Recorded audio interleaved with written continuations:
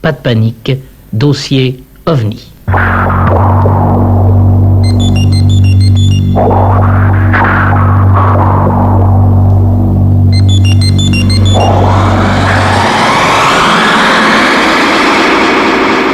Dossier OVNI. Hier, Jean-Claude Bourret, nous avons entendu le témoignage d'une jeune femme qui, une nuit d'août 1972, alors qu'elle campait avec son mari à Saint-Jean-du-Gard, a aperçu un humanoïde. Et ce soir, vous nous l'avez promis, pour le 23e élément de ce dossier OVNI Pas de panique, eh bien ce soir, elle va nous confirmer ce qu'elle a vu ce soir-là d'août 72. Il est effectivement important de souligner que ce que nous avons entendu hier était une bande magnétique enregistrée en septembre 72, c'est-à-dire un mois après la vision de cette femme. Elle avait accepté d'enregistrer sur le magnétophone d'un ami, un étudiant, parce que celui-ci s'intéressait aux ovnis, et ce professeur savait donc qu'elle ne serait pas prise pour une folle, et elle pensait aussi rendre service à cet ami dans ses recherches sur les ovnis. Malgré tout, nous n'aurions pas diffusé cet enregistrement si nous n'avions pu retrouver ce professeur et surtout retrouver son mari, deuxième témoin de l'affaire. Jean-Paul Gugin a donc mené l'enquête, il a fait raconter son histoire à nouveau au professeur et il a demandé confirmation au mari. Vous allez le voir, 2 ans après, tout concorde.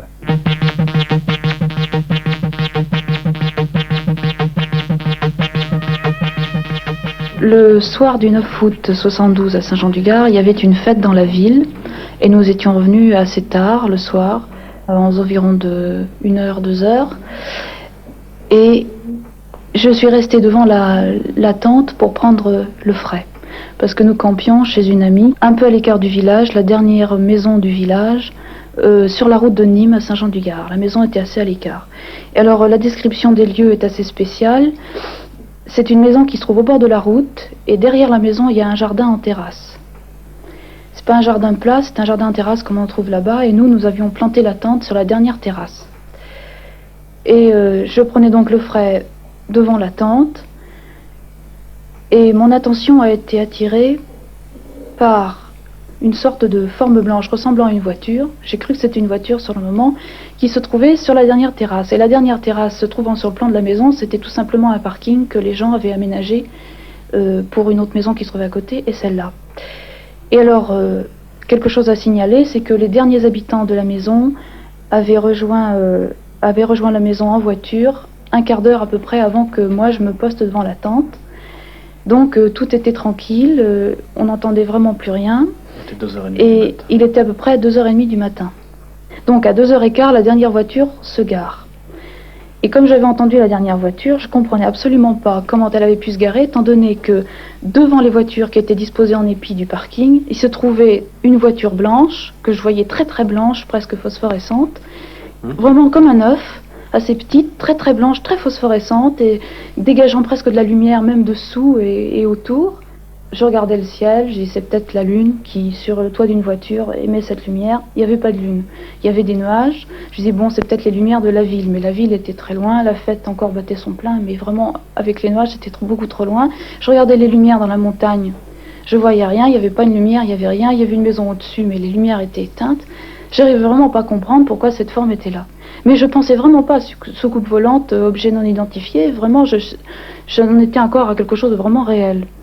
Et puis, la tente était derrière moi, je croyais que c'était mon mari qui se retournait en essayant de dormir, je sais pas, sur le tapis de sol, et je comprenais vraiment pas pourquoi il faisait tant de bruit, pourquoi les herbes comme ça autour bougeaient.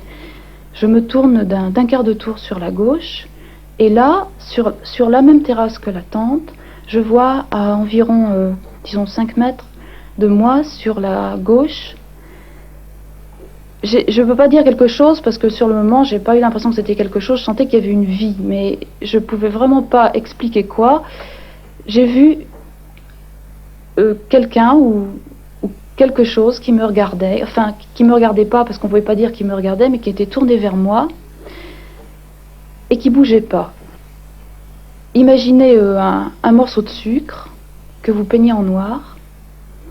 Vous mettez dessus une tête bien ovale, le tout pas brillant, noir mat, et à la place des yeux, 2 disques blancs très grands, et c'est tout. Pas de bouche, pas de nez, rien, pas de bras. J'ai pas pu voir s'il avait des jambes parce qu'il y avait des grandes herbes folles qui montaient assez haut le long de son corps.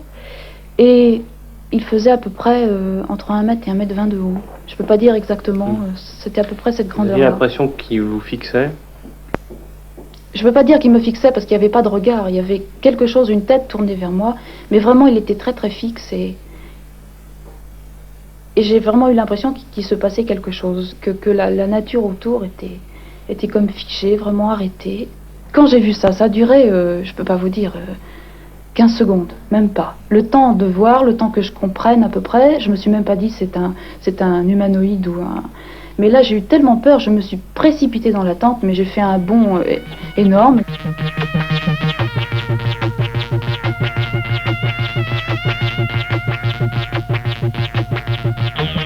Donc ma femme était dehors et moi j'étais allongé dans la tente et d'un seul coup je l'ai vu bondir dans la tente, mais un bond énorme. Elle m'a dit je viens de voir quelque chose d'épouvantable, d'affreux. Et moi j'ai compris, enfin j'ai pas compris ce qu'elle avait vu, mais à la voir complètement horrifiée, j'ai compris qu'elle avait vu quelque chose d'exceptionnel. Et aussitôt j'ai pas eu le courage de sortir, j'ai fermé la tente. Oui. Et là j'ai écouté, j'ai attendu. Et... Enfin sur le moment, ce que je voulais pas faire, excusez-moi, c'est que je pensais que quand j'ai compris que c'était vraiment un petit homme que j'avais vu, disons 10 minutes ou un quart d'heure après, j'ai pas voulu sortir parce que j'avais entendu dire que des mouvements de frayeur de notre part ou quelque chose qu'ils pouvaient pas interpréter, qu'ils pouvaient très mal interpréter, ça pouvait quelquefois se retourner contre nous, disons se mettre à courir ou... Si je vous comprends bien, vous étiez déjà conditionné, vous avez tout de suite pensé à des ovnis. Moi j'ai pas pensé à un extraterrestre ou à une soucoupe volante tout de suite. J'ai eu d'abord très peur de voir ça. Vraiment, j'étais sous le coup de la frayeur et c'est tout. Pendant 10 minutes, ça n'a pas duré plus longtemps que ça. Et après, j'ai commencé à réfléchir, me dire, mais vraiment, qu'est-ce que j'ai vu? Il y a quelque chose qui ne va pas. Et aussitôt, j'ai fait le lien avec la forme blanche que j'avais vue en bas. Et puis, cet être humain, enfin, ce petit homme que j'avais vu. Et le lendemain matin, est-ce que vous avez eu la curiosité d'aller voir, oui, de repérer les endroits? Oui, alors on a repéré les endroits.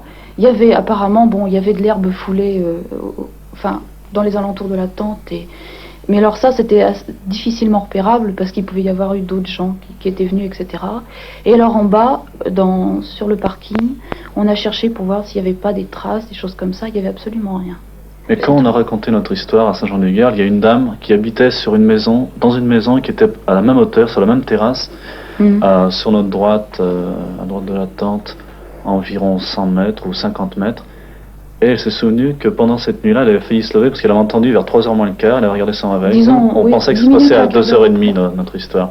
À 3h moins le quart, elle a entendu des pas sur sa terrasse, devant sa maison, elle a failli se lever, elle a pensé que c'était un rôdeur. Si vous étiez amené demain à voir un humanoïde, est-ce que vous pousseriez plus loin l'expérience? Est-ce que vous tenteriez d'entrer en contact? Avec lui, oui, je crois. Ouais. Enfin, pour ma part, certainement. Sans aucune crainte?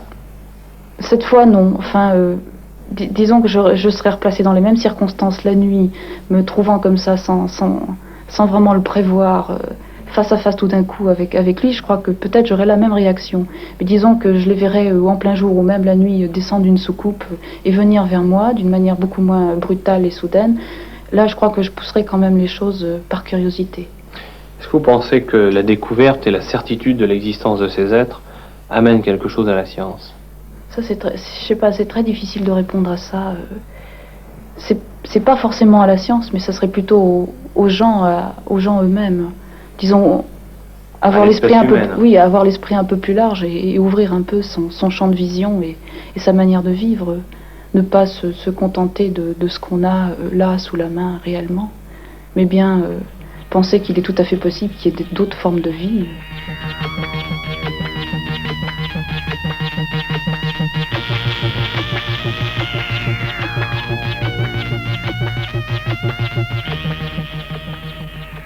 Oui, y a-t-il d'autres formes de vie? C'est d'ailleurs l'une des questions qui reviennent le plus souvent dans ce courrier que nous recevons, un courrier très important pour ce dossier OVNI de Pas de Panique. Et demain d'ailleurs, nous répondrons à certaines de vos questions, peut-être même à celle-là, bien qu'il soit très difficile de dire si oui ou non il existe des extraterrestres. Ça, pour l'instant, nous sommes en train d'accumuler les témoignages. Vous entendrez certainement d'autres témoignages la semaine prochaine à propos de ces humanoïdes, mais demain, je vous le rappelle, demain, ici, dans ce studio, avec nous, Jean-Claude Bourret, il y aura un spécialiste pour répondre à vos questions.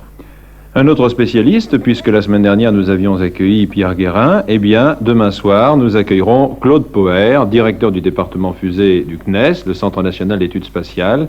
Monsieur Claude Poher, qui, vous le savez, s'occupe d'OVNI depuis maintenant plus de 6 ans, et qui a accumulé de nombreux dossiers, de nombreux témoignages, et qui utilise également l'ordinateur du Centre national d'études spatiales pour vérifier que certains témoignages entrent bien dans le cadre d'un phénomène qui répond à certaines lois. Donc, demain, à 20h30, réponse à vos questions par Claude Poher. Pas de panique, dossier OVNI.